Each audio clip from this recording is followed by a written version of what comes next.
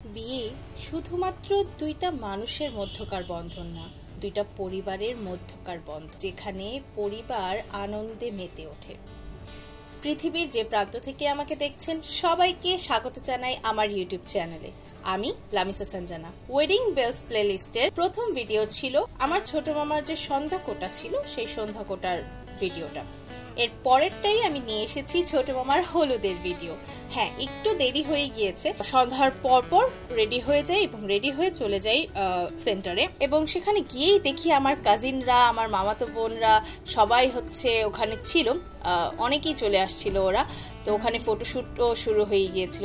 আমার 4 নম্বর মামি, তিনি অনেক সুন্দর একটা কেক বানিয়ে নিয়ে আসছে। তারপরে আমরা ফটোশুট করছিলাম যে যার মতো, এবং গেস্টরা আসা শুরু করেছে।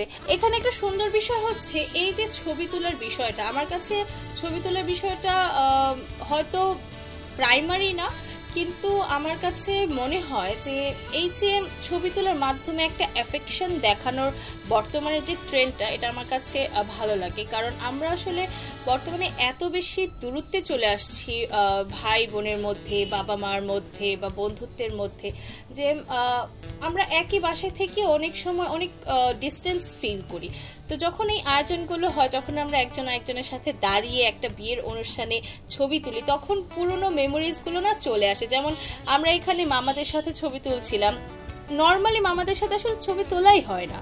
আমি যে এখন ভয়েস রেকর্ড করতে গিয়ে টের পাচ্ছি যে সত্যিই তো মামাদের সাথে ছবি তোলাই হয় না। হয়তো তাদের বিয়েতে তুলেছিলাম, কিন্তু এর মাঝখানে এত কিছু হলো, এত ঈদ গেল, এত জন্মদিন, এত অনুষ্ঠান, কিন্তু কখনো ছবিই তোলা হয়নি মামাদের সাথে।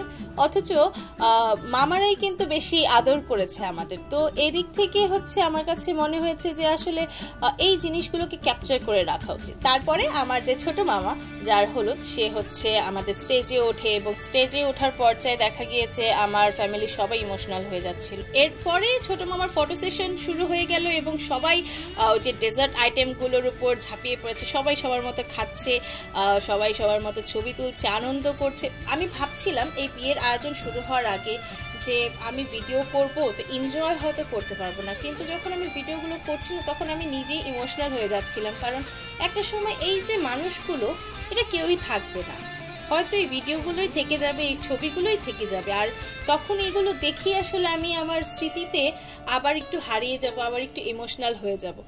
হলুদের আয়োজন হয়েছে, কিন্তু হলুদ মাখামাখির এটা রাখা হয়নি। হ্যাঁ, আরেকটা যেটা আমরা করেছি সেটা বাচ্চাদের নিয়ে, বড়দের নিয়ে গেমস করা হয়েছে।